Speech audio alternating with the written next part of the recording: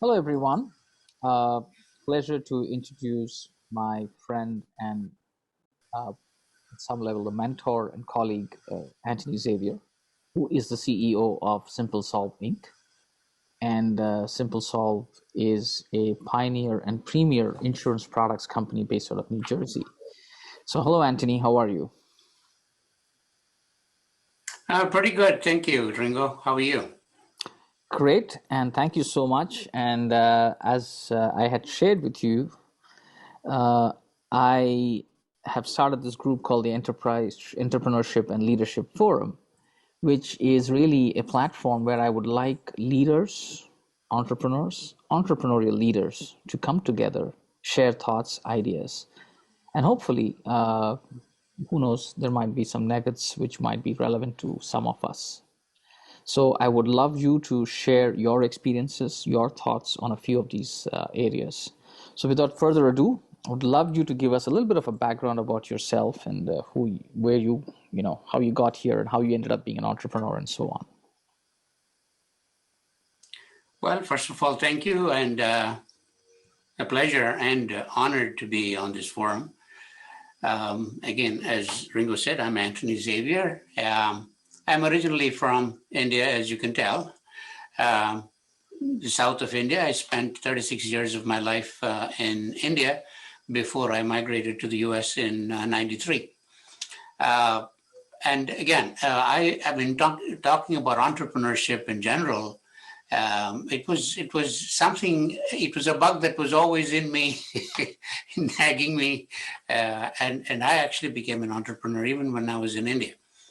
Let me tell you a little bit about my educational background, just to tell you that, look, entrepreneurship, leadership. I mean, these are things that you cannot be trained for.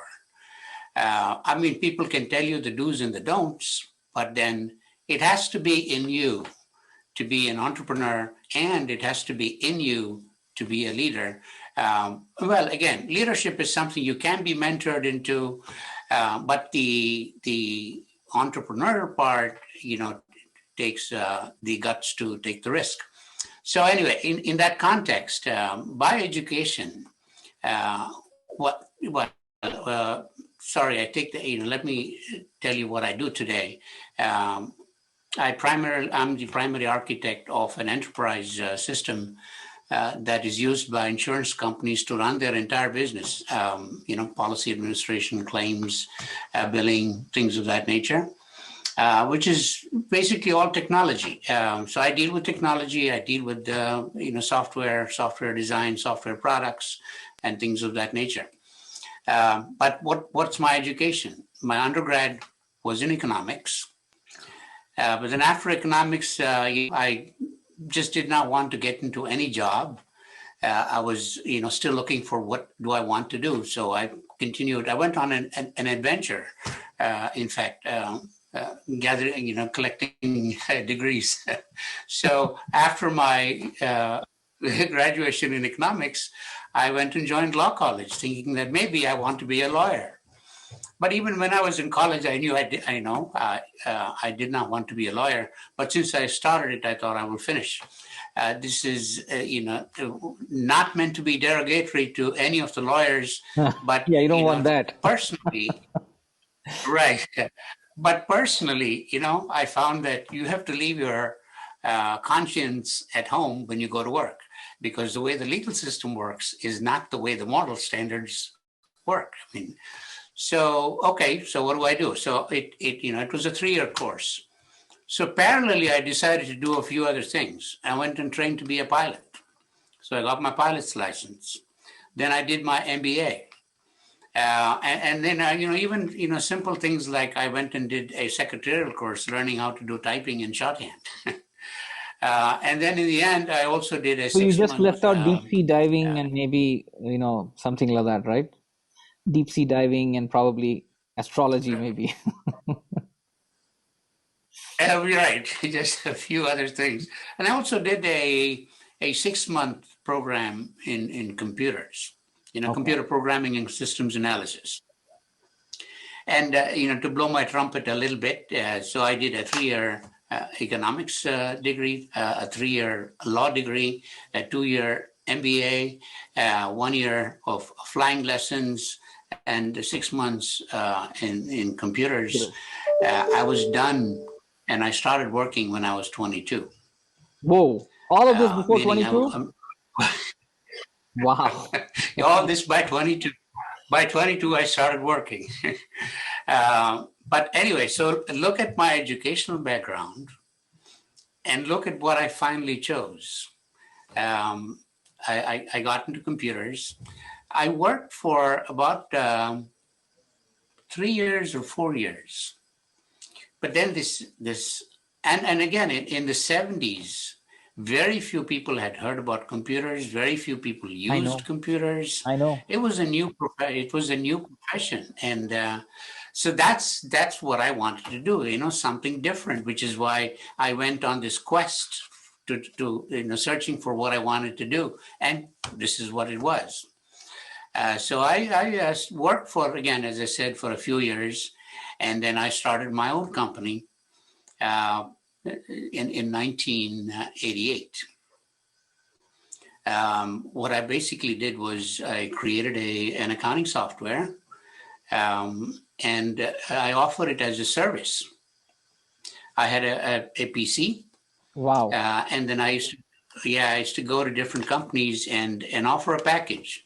Give them a PC, give them the software, and get them to do their accounting and books, maintaining of all their books on computers. And we used to run around supporting it, and it worked out quite well. And then I got married, and my brother had also left for the U.S. a year before I did, and my wife has 3 brothers, and they were all in the U.S. So they said, "Let's go to the U.S." That's it. Let's head out. And so that's how it was quite easy to migrate those days because, technology resources were in short supply in the U.S. and computers were catching on, and PCs and things of that nature. So that's how I ended up in the U.S. And again, I worked for a few years. I think for about 6 or 7 years before I could get my immigration status squared away, and then went right back into starting a business again. As I said, I dared to dream. I was sure that I wanted to be in business. I wanted to be an entrepreneur. I had already tasted entrepreneurship and success back in India. And so in the year 2000, I started SimpleSolve. And touch wood, I'm blessed to be successful as an entrepreneur, as a businessman. And I would also venture to say a fairly successful leader. And honestly, and I can stand testimony to that. I've been privileged to be your partner for the last 4 years, and it's been a fun journey together, Antony. Thank you. I've learned a lot from you. So in that context, what I think you did share some of your ideas about what entrepreneurship is, but if you were to kind of bullet it and say, what is entrepreneurship? If you were to kind of give it just 3 or 4 bullets, what would those be? Okay. Entrepreneurship in very simple terms is one's ability to start a business and hope to profit from it. But, all of us do desire to become an entrepreneur, make money, and enjoy life, But, entrepreneurs are not created in college. You cannot train. You can learn about the do's and the don'ts, but, it has to be that spirit, that determination, and that the ability to take that risk. It's like you cannot learn swimming in a classroom. Oh, yes. You can learn about the do's and don'ts, but you have to dare to jump into the water and be able to swim across the pool. And as I said, the most important trait is that you should dare to take the risk, particularly the financial risk, and have the determination to be successful. Well, along your journey, you're guaranteed to fail and fall. But then again, you should have the determination to rise up and go on. Well, many drop out, but the ones who are determined will make it to their destination. Awesome. Awesome. Very, very succinctly put. So to do that, I'm kind of segueing into my next question. What do you think, what kind of leadership qualities do you need to be that gritty, determined entrepreneur? Well, there's leadership, and then there's entrepreneurial leadership. So leadership can be not only in your own enterprise, but you can also be a leader in many walks of life. You can also be a leader within the corporate world. But for now, let's stick to leadership as an entrepreneur. I mean, the first thing about leadership in any walk of life, leadership is a responsibility.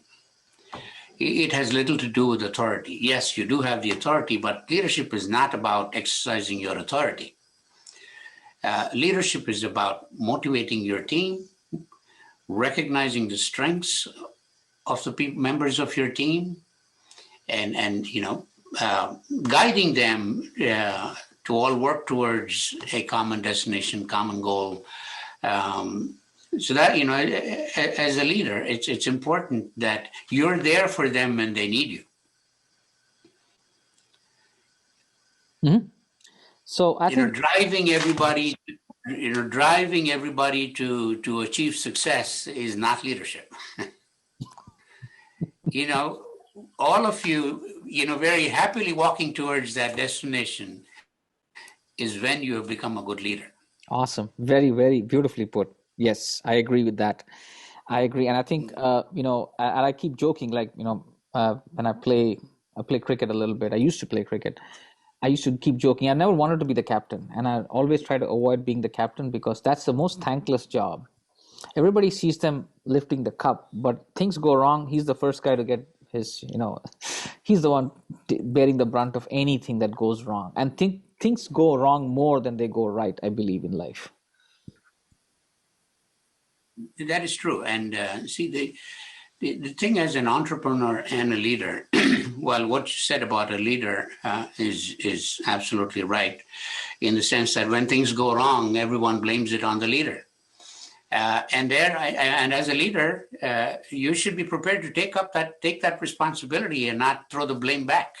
Correct. I mean, it's you. I mean, you are ultimately responsible, which is why I said leadership is a responsibility. Awesome. More than the authority over people in your team. And, entrepreneurial leadership, the slight difference is it's like you're the captain of the ship. Beautifully said. And, let's say you own the ship and you're in the middle of the ocean and everybody looks up to you to guide them safely, guide them through storms, guide them through, navigating, drifting and getting to the right destination. And you better be the last one to leave the ship if it goes down. And that people should be able to count on you to do that. Awesome.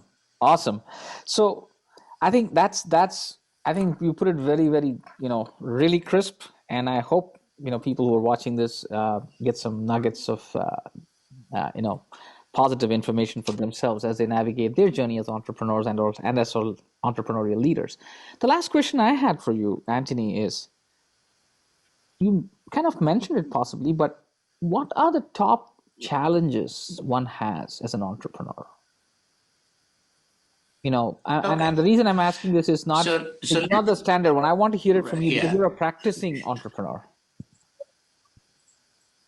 Right. You're not a practicing entrepreneur that has taken many falls and dared to get up and continue. But as an entrepreneur, you have several challenges. Financial challenges, the market and clients and so forth. But for now, let's stick to the leadership part of it.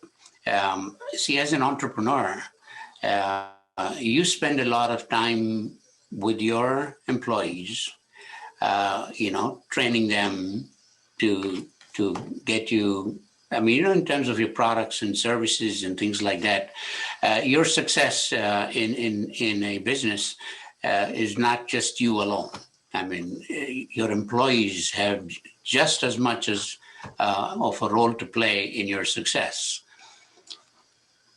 Creating good, leaders is an important aspect. Now, you create those leaders, then you should know how to retain them. That's not, just paying them a lot of money is not going to keep them in your organization. And why I say this is, I say this with, actually I say this with pride.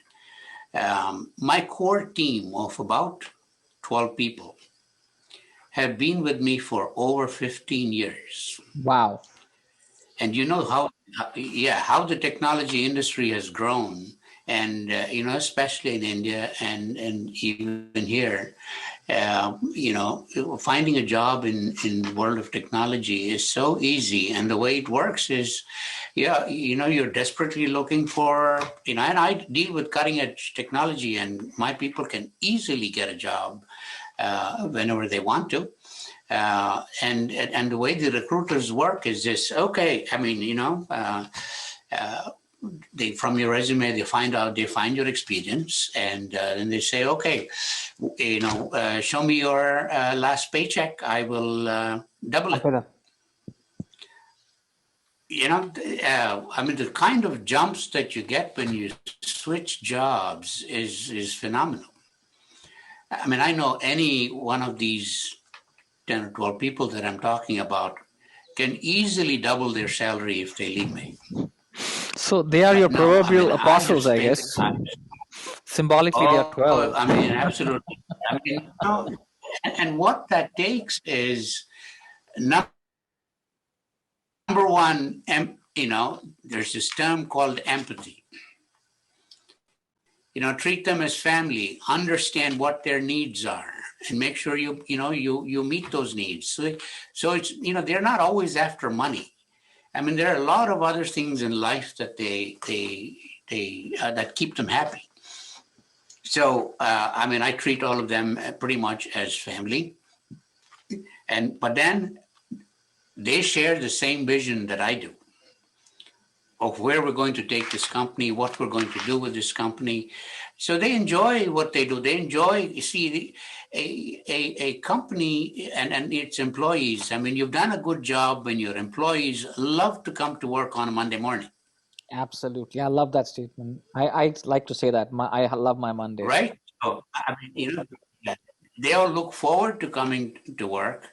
And it takes promoting a culture. Okay, it may not be a feasible culture when you grow to 1,000 people or 2,000 people, but it works for me. I mean, in the sense that it's a very personal, informal relationship. The hierarchy part of it comes to when you have to deliver on your job in terms of development and things of that nature. But that is 6 o'clock. When you leave the office, there are no positions of authority or things like that. People get together. You have to promote that culture. That culture where people, would hesitate to even come and tell you that, look, I'm leaving because I got a better job. Beautiful, beautiful. So, I mean, that is an important part of being an entrepreneurial leader. Be there for them. Humility. That's another important thing. I mean, don't yell at people. Don't exercise your authority. Exercise your authority when it is necessary, but not as a habit. Beautiful. As a habit, be humble, respect them for who they are, respect them for what they are.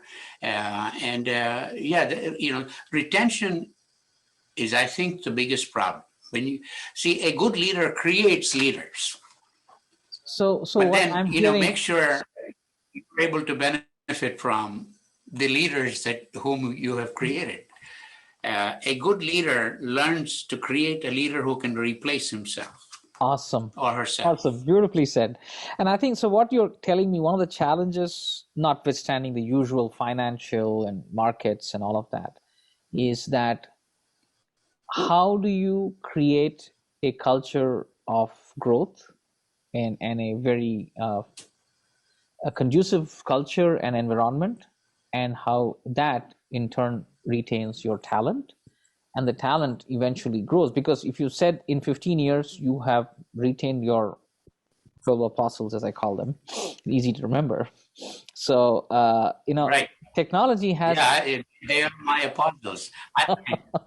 I don't know what I would do without them. And they know that. And they know that. And they don't take advantage of it either. thank God for that.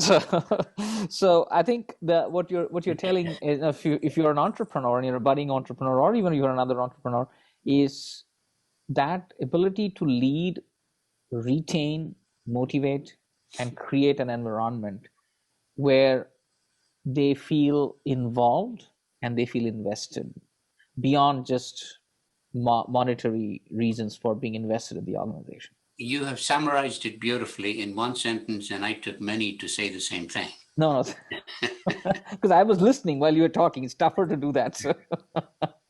So, but this was, yeah, I think this was great. Thank you so much, Antony. Thank you for your time. And I know you've been, busy today, and you found the time to say hello to me and to the group. Always I a would pleasure. love to see you participate more actively. Like I said, this group is for us, and I want to see how we can benefit by our combined knowledge and information. And I hope to bring similar leaders like you into this forum, and hopefully, who knows, have more conversations of this nature. So thank you very much, and looking forward to your participation in this group. Pleasure, and we'll always be happy to do so. Thank you Thank very you, sir. much. Thank you.